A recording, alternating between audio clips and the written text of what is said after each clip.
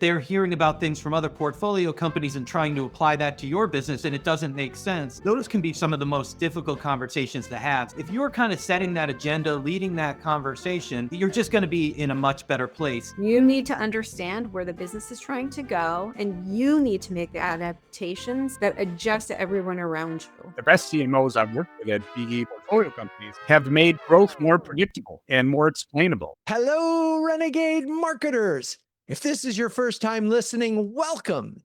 If you're a regular listener, welcome back. You're about to listen to a recording from CMO Huddles Studio, our live show featuring the flocking awesome B2B marketing leaders of CMO Huddles. In this episode, Kevin Ruane, Julie Kaplan, and Alan Gonsenhauser unpack what it takes to succeed as a CMO at a PE-backed company.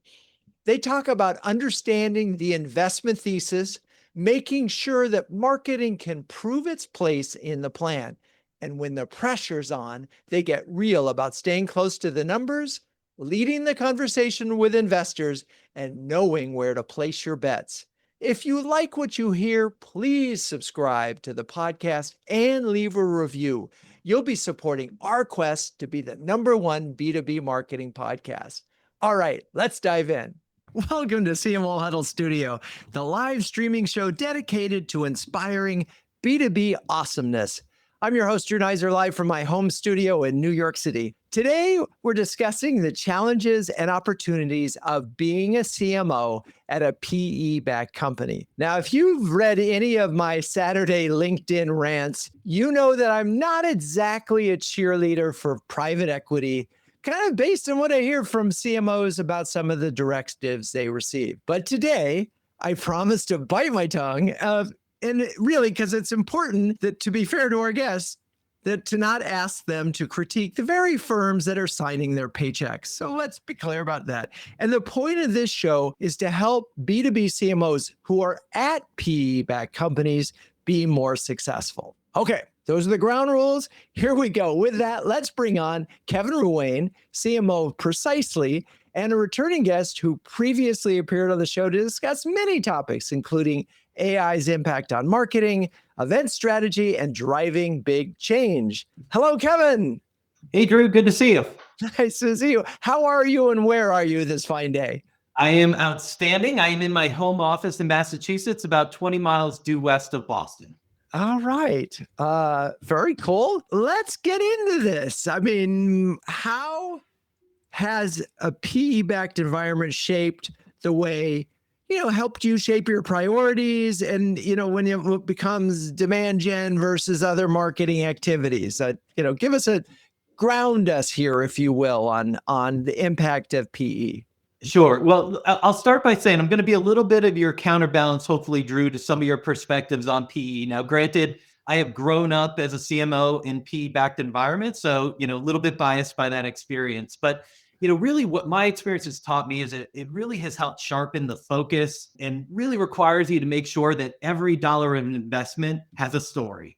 And so, I think what that means from a demand gen perspective is it really is front and center. It needs to be the connective tissue running through everything that you do. And that's not to say, don't misread me here, that brand building or other marketing activities aren't important. They are absolutely critical. They just need to be disciplined.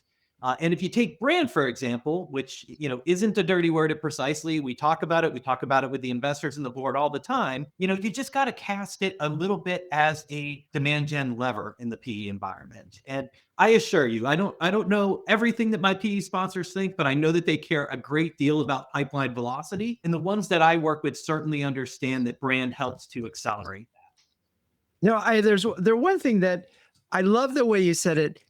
You have to, sharpen the focus, always a good thing. And every investment has to have a story. And what I like about that is I'm assuming you use that language instead of every investment has to have an ROI.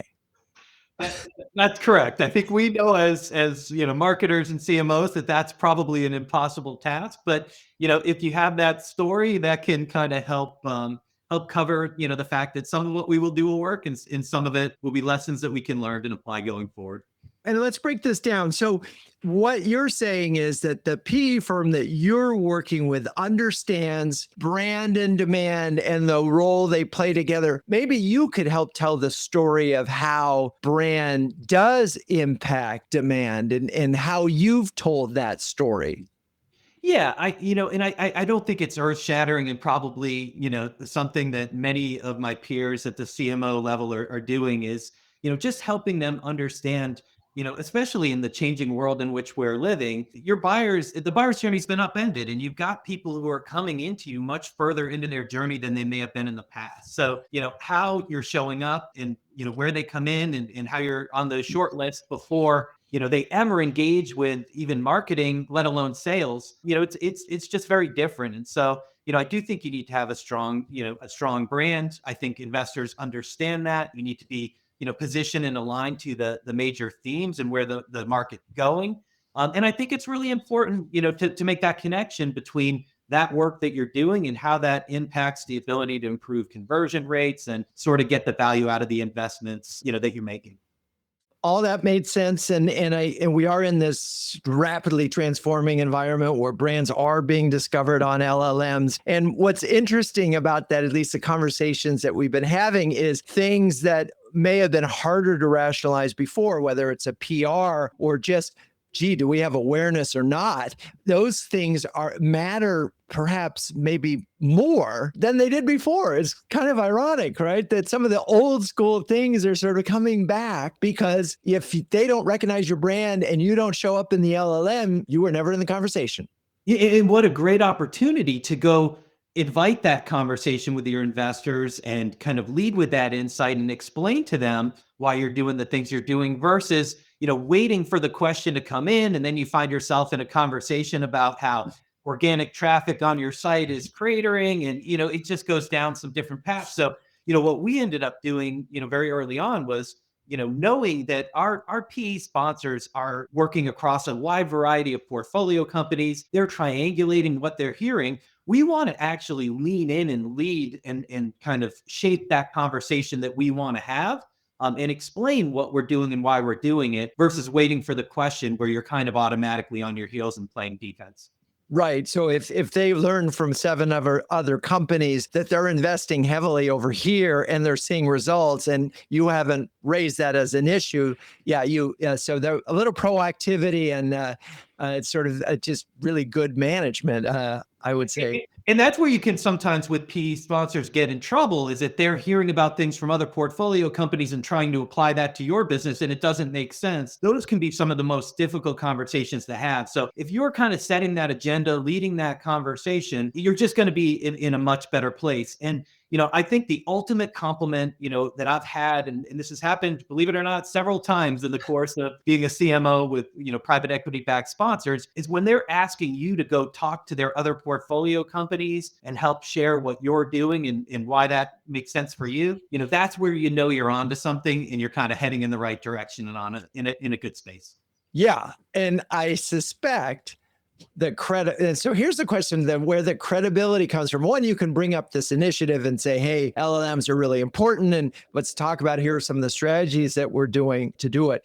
But I wonder if, like you mentioned earlier, pipeline velocity as a critical metric, that if you can show pipeline velocity, and you can show that you're making headway there, then they might respect you more, perhaps. And so I wonder if does it always come back down to, if you have a healthy pipeline and a healthy close rate, you are credible? Well, I think, usually that's where it starts, right? And once you can kind of build some credibility and put some wins under your belt there, then you earn the right, I think, to kind of broaden the conversation. But you should be challenging yourself where you can to tie yourself back to those levers wherever you can, because that's sort of speaking the language of the sponsors and who you're working with. And sometimes it works better than others, but like the reality is, I just have experienced the focus and accountability that drives is a much better place to operate. There are certain things you control and you don't control, and Right. you're probably not going to be able to change some of the focus on that. So play the game instead of beating your head and trying to kind of take things in a direction they're unlikely to go. Yeah. I mean, these are the rules. Right. And it's important to understand the rules, and it's important to play by the rules to the extent that playing by the rules also means that you're doing effective marketing. I guess that's where the big issue arises. Absolutely. Right. Okay.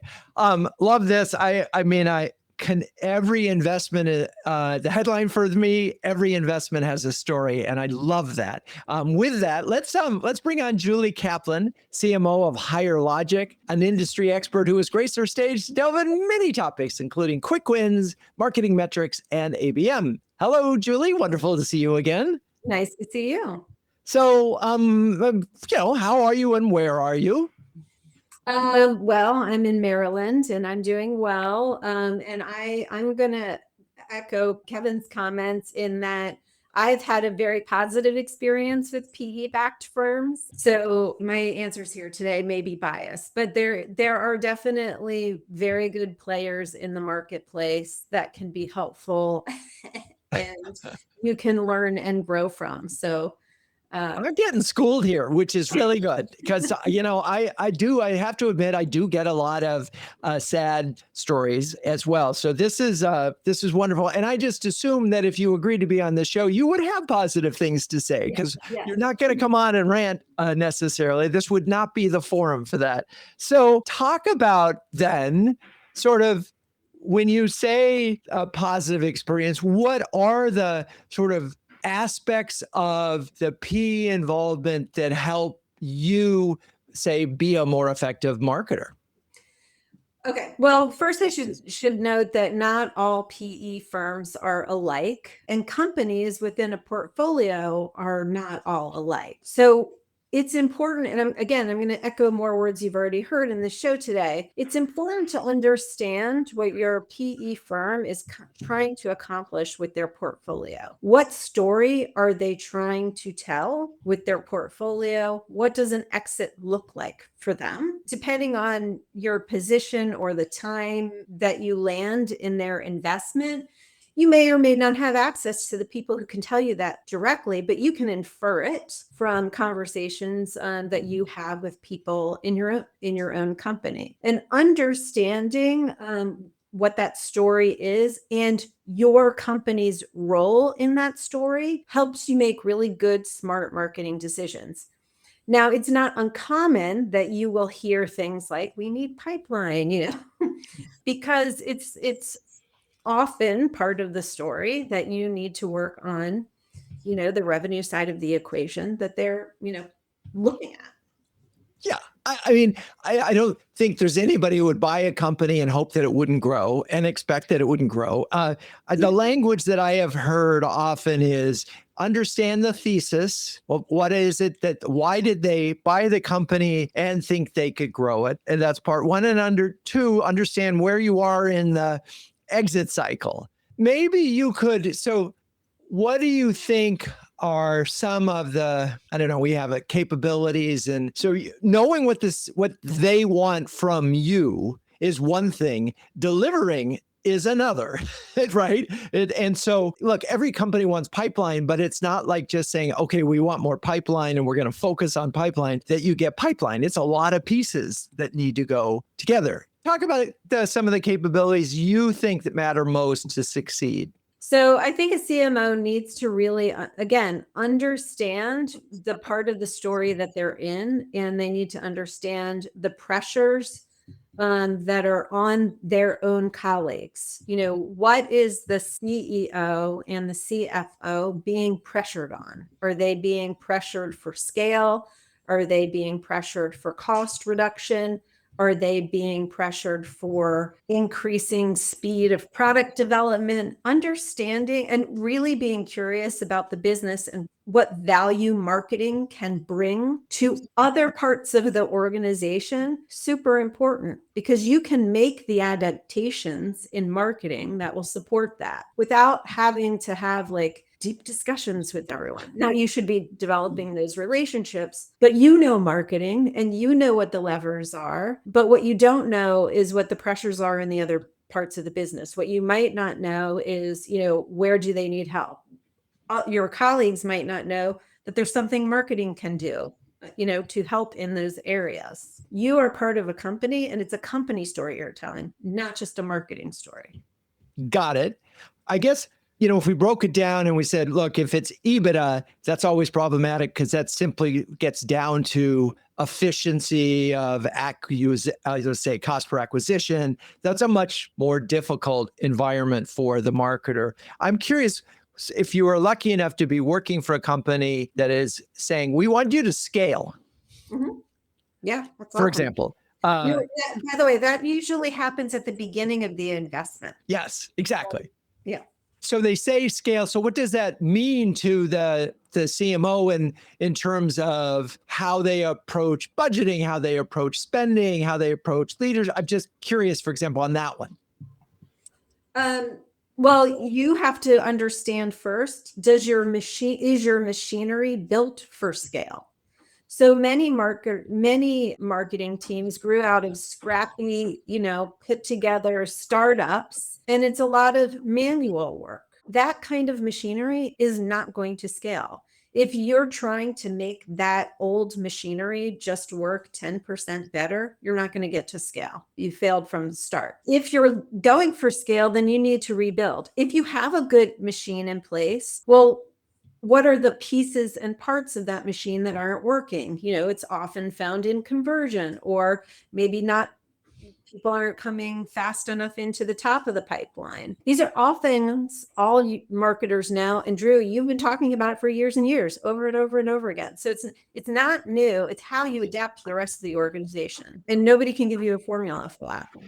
Right. No, because every company, every situation, competitive pressures, all of that start to matter. And obviously at that moment, there's no difference between you sitting in a PE-backed firm versus public or private. You're trying to grow the company in the most efficient way. I wonder how the language that you use, and if you think about that differently in the context as you were explaining and defending your marketing. And, one of the things I hear about is that sometimes they're in the weeds. They're looking at, a lot of detail. How do you sort of keep them focused on the big picture? I certainly haven't had that experience where they're super in the weeds about marketing. So right now we have a PE firm that's excellent, right? They're sitting side by side with us. We're having conversations about what the right thing to do is. That's unusual, and I'm privileged to have that experience. If I think about other experiences with PE firms, the more commonplace, at least in my experience, has been marketing is just not the thing they're talking about. It comes through levels, and you kind of have to figure it out. They're not in the weeds in marketing. I would consider it a great compliment if they want to talk about marketing, because I need their help in getting investment. I need their help in helping the company understand that marketing is an important and integral part of the business that cannot just go off and do PowerPoint decks on our own, that it is an engine within the business that needs to work with other engines in the business. So if I rewind time and I go back to some of the other experiences I've had, I would have loved to have been having conversations with the PE firm, because then I know that my colleagues care. Again, I'm in a very fortunate situation where that's not the case right now. And we're just talking about how to make the business better, faster, how do we rethink things so that we experience growth that no one thought we could? It's funny, you make a great point, and which is if they're ignoring you, then marketing doesn't matter to them, which I think is a really interesting sign and so forth. So for all of you CMOs that are at a PE-backed firm, if they're not having regular conversations with you, chances are they don't think marketing is a growth engine. So thank you for that. That's fascinating and important to recognize. All right, let's now welcome Alan Gonsenhauser, founder and CEO of Demand Revenue, who's previously joined us to talk about budgeting, fractional CMOing, and customer-led growth, and also happens to focus his practice on PE firms. So hello, Alan, welcome back. How are you and where are you this fine day? Hi, Drew. Great to be back. And I'm wonderful. I'm in the Boston area, doing great. So you heard from Kevin and Julie. I imagine much of what they said resonated, but you also had some thoughts that you wanted to add to to build on some of the thoughts that they had. Well, I, say that like them have had very positive experiences with private equity investors that I've worked with in their portfolio companies. So I don't think there's going to be a lot of disagreement there. And totally agree with what Kevin said about brands eating demand. And also, it's really important. The best CMOs I've worked with at PE portfolio companies, like Kevin, as a great example, have made growth more predictable and more explainable. Not just we ran campaigns, but they understand pipeline coverage, they understand where it's coming from and how to make the quarter. And they take the mystery out of marketing and for the board to see and the PE sponsors to see what the value is of marketing. Take the mystery out of marketing. I want to go deeper there. And I know you talk and write a lot about this, taking the mystery out. So let's break that down a little bit. And so an effective CMO at a PE-backed company, creating predictable pipeline feels like a really good thing to do. It's kind of hard, isn't it? It's not the easiest thing to do, but you have to take the risk and you have to take ownership over the pipeline with sales. And, you have to make the CEO's job easier by owning outcomes, not just activity, and being very tightly aligned with your peers. The head of sales, the CFO is a really important internal ally to have. That's your ticket, to the board and the PE sponsor. And, CMOs, the best CMOs are embedded in the business. They understand the investment thesis, they know the growth targets, and they align marketing to everything that the business is trying to do on an ongoing basis. So it sounds wonderful. It sounds beautiful that, we own outcomes, not, marketing is there to impact the company in any number of ways, including driving pipeline and helping close faster and helping win big deals. Where does the problem begin then in these things? Because these are great things. Why wouldn't you want to own outcomes instead of things? What are some of the things that sometimes prevent CMOs from being successful to do the things that you're describing? Is it know-how or is it some other structural thing? Well, I've met a lot of great marketing people that are wonderful at marketing, but they act more like leaders of the marketing department rather than a P&L general manager. So you have to know how to translate the things in marketing to what the board cares about and what the CFO and the CEO and the C-suite cares about. Let me give you an example. So you can't just talk about, we need to make more investments in brand or brand reputation. You have to translate that into what the financial implications of that would be. More at that, because you're going to be on those short lists that Kevin was talking about earlier. You're going to have better win-loss ratio. You're going to have more pricing power. These are all things CFOs and boards care about. And so you have to look at marketing as a series of investments. And you can't track everything. We all know that. But you have to speak in a different language, not in marketing speak, but in business and financial terms to explain to people why we're making the investments we're making and what we think the impacts are going to be. And you have to commit yourself to some of those impacts and take some risk. So you'll be a real partner. It's acting more like a P&L general manager than the leader of a function, if that makes sense, Drew. I mean, it totally makes sense to me. And it's funny because we've been having these conversations for 6 years in CMO Huddles. And I feel like every CMO that we talked to, and I joked in one of your posts that I hope that because you made a comment about a CMO, I joked, I sure hope they aren't in huddles. I hope there aren't many women that do that anymore. Yeah. Yeah. I mean, we've been talking about this. One of the issues that I bring up a lot is short-termism versus long-termism. When we used to think about marketing, you would say the marketer has their eye 18 months out, the sales has their eyes out a quarter, right? Right. Exactly. They're getting paid by quotas. And so what I hear when the conflict of PE firms in my mind comes to pipeline, close, right? Revenue, when in fact, the things that the marketer is doing today will impact things not necessarily in the next 3 months. Right. It goes back to what Kevin was saying. Brand feeds demand. And if you look at some of the research that's come out from Ehrenberg and also Sixth Sense, 95% of companies are not in the market to buy something today. They will be in the next 6, 12, 18, 24 months, but not today. But they are consuming content and developing short lists of vendors they will consider when they do go in market. And when they do go in market, 95% of the time, one of the vendors on that short list of 4 to 5 companies will win.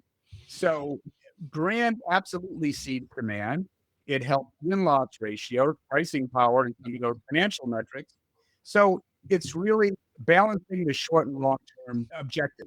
And the other thing I'll say, if you've got the wrong ICP, I've seen companies that have brought on business that they couldn't renew, renew or grow. And so you're just buying debt. You're not buying long-term growth.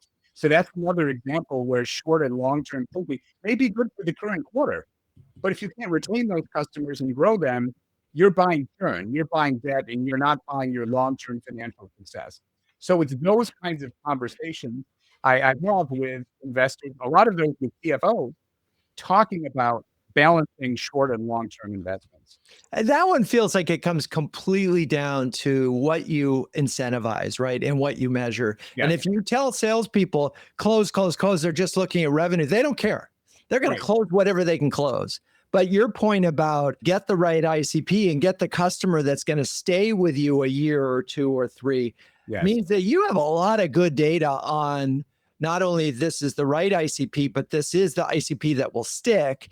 And this is the question that sort of gets really tricky is it is an assumption that your next best customer is going to look like your last customer, which used to be true. This is a tricky one. A couple of days ago, I did a LinkedIn Live just on that topic, the 8 traps of how people consider their ICP. And the first thing I recommend is do a customer cohort analysis of those segments of customers, look at the win-loss ratios, look at the gross revenue retention, and look at the net revenue retention, and triangulate between them. So look at segments of customers that you can more easily get, keep, and grow, and then look at the external positive market headwinds and tailwinds, and your internal capabilities to be successful, that you're actually ready, and balance those two, and you'll know where to devote your investments.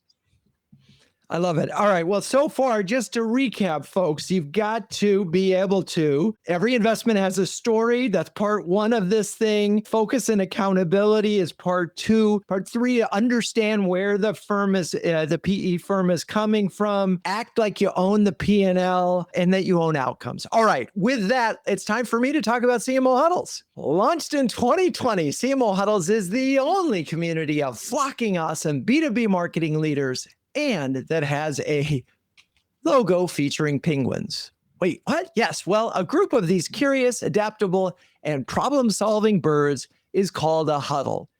And the leaders in CMO Huddles are all that and more, huddling together to conquer the toughest, I might argue, the coldest job in the C-suite. Little pun there. Kevin, Julie, Alan, you're all incredibly busy marketing leaders. I'm wondering if you'd be so kind as to share a specific example of how CMO Huddles has helped you.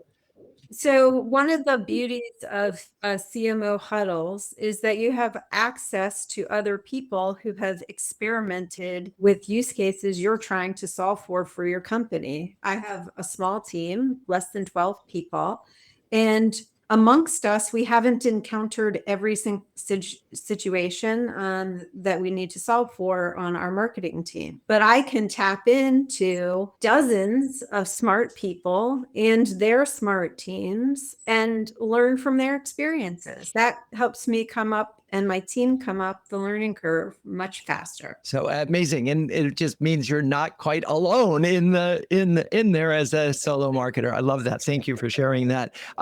Kevin, any thoughts?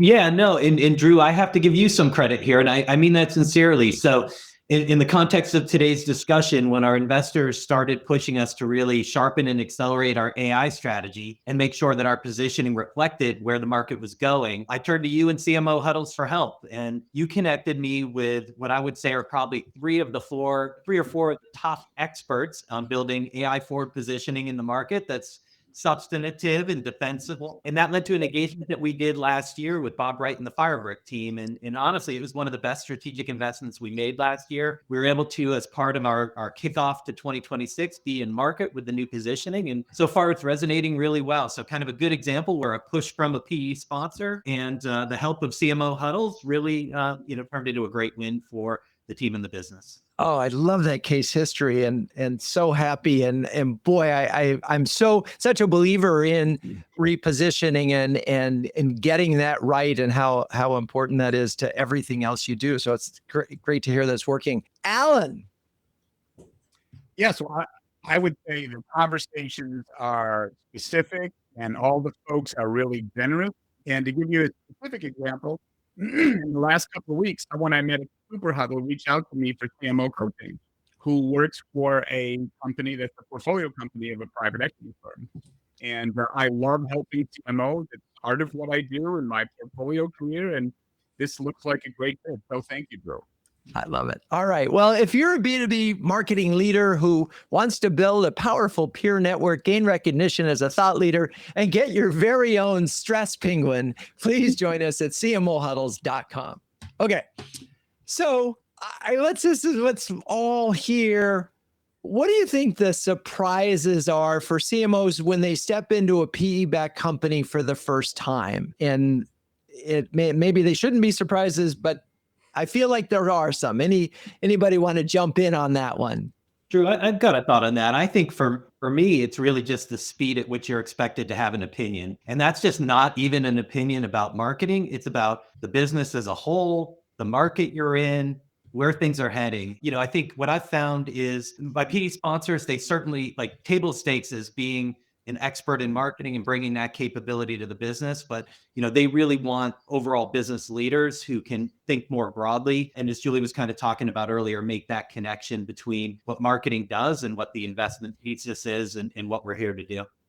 Talk a little bit more about the speed, because I'm feeling like I'm almost thinking of this as this velocity gap or crisis where there's so much information coming at you. There's so much change happening. Is part of that the speed of opinion, Kevin, is that just the breadth of it, or the fact that we're talking like they ask you a question about the business and you got to like in real time? I mean, what's the speed? I think it's the world in which they operate, Drew. These are incredibly intelligent people who are working across all of these businesses, in many cases, jumping from board meeting to board meeting, evaluating the next company for the investment. And it is, it can be, at least initially, it's very direct and to the point, and time is important to them. And so they're going to ask you a question. They want a direct answer. And there's really, you've got to be prepared and know your numbers and have a perspective that you can offer if you want to be able to, participate and build that credibility and trust that we talked about earlier. Right. If you want a seat at the table, you got to be prepared. Interesting. Okay. Julie, any surprises you want to address? Well, I would just echo what Kevin had to say. The intensity often catches you off guard, but it's usually a good thing and helps inspire a lot of creativity and quick reworking. So it keeps you on your game. But I think the most surprising thing to me is how interested our partners, like we work with JMI, how interested they are in the health of the company, not just to take us to exit, but beyond that. We don't have conversations about like, this is just our short-term investment and we only care what happens in the next 12 months. We are really having conversations about how we're building a lasting, durable business. And they're willing to put in investment and resources to help us accomplish that. And sometimes, that was a surprise to me. That, by the way, huge surprise to me and joy to my heart, because that means then culture starts to matter. Employee satisfaction starts to matter. Building something, customer centricity, all of those things play into the measurement spectrum of looking at a healthy company. Because if you just look at the bottom line, you can get the bottom line, but you won't necessarily have a healthy company. Yeah, it's important to remember their reputation is on the line also. right? When they sell a company, they don't want to sell something that was just sort of put together with, toothpicks and will fall apart, the second another PE firm takes over. That isn't what everybody wants to build necessarily. So sometimes this is just a matter of partnering with the right people so that you can have that lovely combination of, we have a great sense of urgency, we have something to accomplish, we have this limited amount of time to do it, and we want to build a business that's going to last well beyond an exit. Fascinating. Alan, is that your experience too? Yeah, I totally agree with what they both said. And, speed of execution setting is really important. The board and your sponsors going to want to know what your priorities are and your thesis in the first few weeks. That you may, if it's a much larger company, maybe have a lot more time to develop that. But then, PE firms go very quickly, as Kevin said, and speed of life. The second surprise is how financially fluid you need to be. You really need to begin to understand the P&L, even as a marketing person. And as I said earlier, talk that talk so the board can appreciate what you're communicating to them in the language they're used to. I mean, most PE members have been CEOs and CFOs, and that's the language they speak. So CMOs, the most successful ones, learn to speak that language and communicate properly. Yeah, and it's funny. I don't think there's any excuse today with given access to GPTs, because you could then do analysis on your own and learn the language and actually role play with a CFO GPT. You could do all those things to prepare. So it's a little harder to claim ignorance. Not that you ever would have wanted to, but it's easier to get up to speed fast. To your point, Drew, I was going to say, with one client, I set up a virtual board where you put in everybody's LinkedIn profiles of all the board members, and this person can actually communicate. And the board members talk to each other, and you can put PowerPoints in, and they can opine on what you're going to talk about, your talk track, your story, your presentation before the board meeting, which is really helpful to prepare. Yeah, no doubt that, and I imagine that same process, you can put it, whatever you're planning to present through that, and anticipate what they're going to say, what questions they're going to ask. That's what it's for. Exactly. Yeah, and that has got to be helpful. All right, so we've dealt with some of the surprises. Are there places that you're finding that marketing needs to work most closely? I mean, with the rest of the business, I mean, sales is kind of obvious. So I'm wondering if is some other area, Kevin, in terms of whether it's the CFO or product, or, where you're finding in order, and again, this may be true for all companies, but I'm just curious where outside of marketing, where you need to invest more time in order to sort of work well with your PE-backed company. Yeah, no, I mean, the obvious answer is we got to work with everyone. And I'm been working over the last couple of months with a new CEO, and he calls marketing the glue of the business. And I love that. I think that's absolutely true. But just to answer your question directly, I think there are two things happening. One is in private equity in particular, you always have to be in line with your CFO. If he is or she is not understanding what marketing's producing, you're going to be kind of that first conversation that you don't want to be a part of. And so that's a critical relationship that always needs to be running in the background. I do think, especially with what's happening in the market with AI today, though, there has been a shift. And I will never say my sales colleagues are not critical. They are. And what I would tell you is we are living in product and engineering's world right now. This is their moment. And if we aren't doing their product and their innovations justice from a marketing perspective and showcasing our value, they have more ways than they've ever had before to go around us and do it themselves. And so there's a lot of focus, that I'm placing right now on making sure to be aligned and really tight in adding value with those product and engineering leaders and their teams. It's interesting, and I have to go a little bit deeper on that, but what I think I heard you say is the possibility exists. They develop the product, then they just go into their GPT and say, hey, or Claude work and say, hey, do a marketing campaign for me. And not knowing any better, you're going to say, this looks great. I mean, is that where we are? Or here's your new website. I made it for you today in Claude. I mean, and these are real conversations you have. And so you've got to have a growth mindset and say, great, like take me through what you're thinking and what you think's missing from today. And then let me and my team apply our expertise that we have so that we can preserve the value of what we've created, the foundation we have, and make it better and make sure it's aligned to your product strategy and where we're going and where we see our customers going. Yeah. And again, this gets back to this speed thing, because there is suddenly this expectation that you can build a website in half an hour. Forget about whether it's secure or whether it integrates with anything else, whether it loads really quickly, or it just an AEO or GEO enabled, but I built it. And I've actually heard stories now of CEOs going home and building, particularly at Series B companies, where the CEO will, over the weekend, because they were started as a coder, will build the website, a new one, and show up and say, hey, I like this. What do you think? Just because he can do it doesn't mean it's a good idea, Drew. Well, there you go. Yes. But I think that's a really interesting sort of, if you're, you've got eyes behind your back, that is one of the places to be thinking about that I don't think you necessarily had to worry about before, because they go.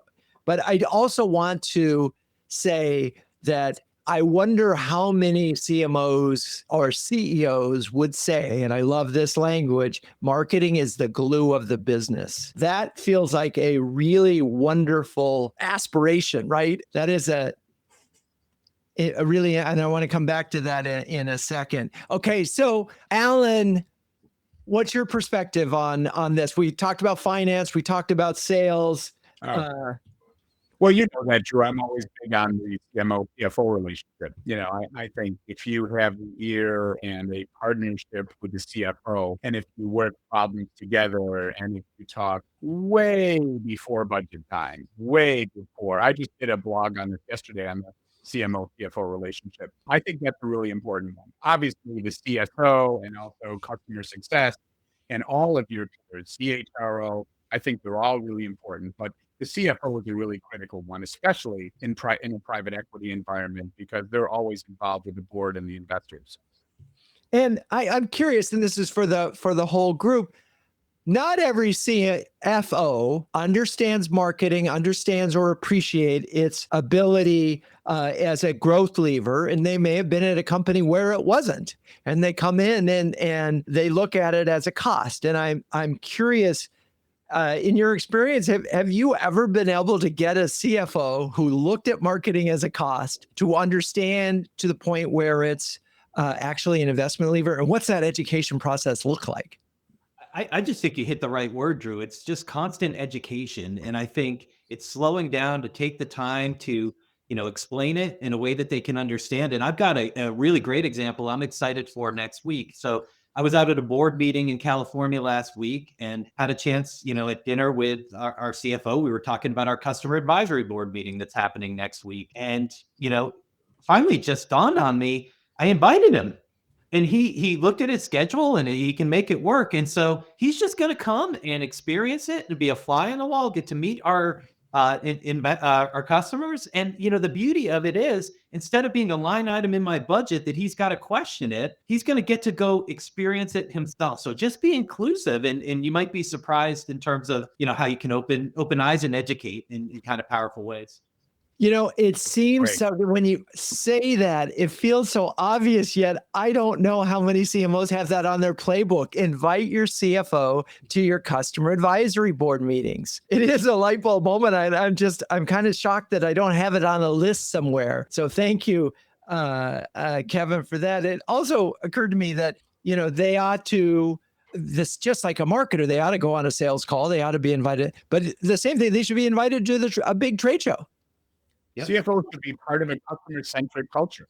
If you want the culture to be customer-centric, you want all functions to be customer-centric, including the CFO. They have a lot they can influence. Yeah, I mean, I several CMOs in our community are big fans of executive sponsor programs where every executive in the company owns a big client, a big customer. And I feel that's one of the ways that you can help everybody sort of understand. So literally the CFO or the CMO or the CRO are all responsible for specific large accounts. It's another way of getting there. But yeah, get the CFO at your customer thing so they understand. So they're not numbers, but they're people. Really, a really good point. I know you all prepared for this call, and I feel like I bounced a lot. So, Julie, was there something that you had prepared that you thought would be really helpful for others? They're stepping into their first PE-backed company job. Well, I'm actually going to go back to the last question you Good. That's fine. Again, I will echo what Kevin and Alan said about the CFO and aligning with sales and aligning with product. I'm also going to add on to that list of your besties in the company, customer success, right? You want to be close to the customer. They're the closest to the customer. They're the ones who have to live with the downstream impact of the promises you make, of the customers you bring into the company. They're your partners in identifying who is a champion of your business, who needs some nurture and some help. And they're the people who hang on to customers for dear life. So also another critical relationship to have in the business. And I think, tying your last question into that is your relationships in the business and your understanding of how the business works is super critical. So if you're in a PE-backed firm, know your business, know your company. Yeah, I'm just thinking about the customer success folks.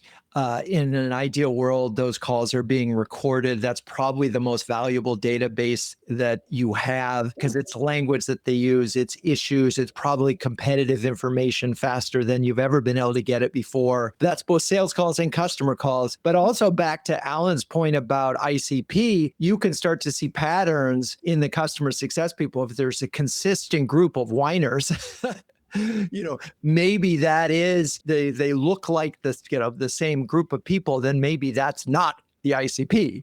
But your customer success people can really play a role in helping you understand that. And what we're talking about is a very complex ecosystem.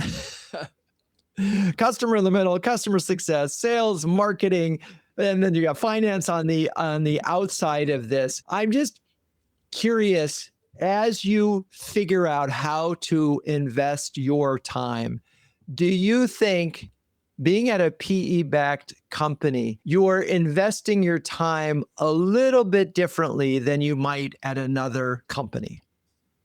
And I just wonder about that. And Alan, you've worked with a lot of PE-backed companies. Are you approaching it slightly differently? I think there are a few things that are really important, maybe three things. One is prioritization. You can't boil you. You can't do everything. So I think, and I coach a lot of CMOs for this, pick three things you're going to do really well.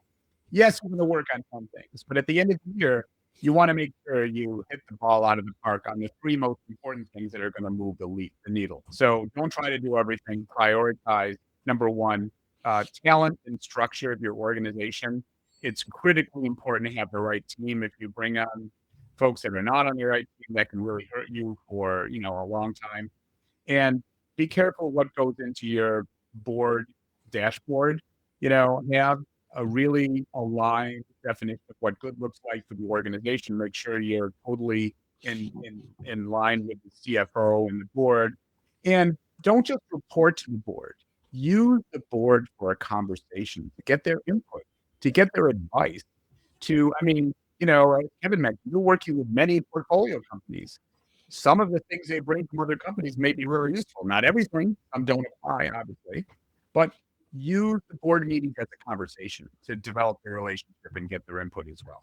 I love it. Okay, those are awesome takeaways as we wrap up the show. Kevin, a couple of takeaways for CMOs who are about to go to work for a PE-backed company. A little bit of advice for them?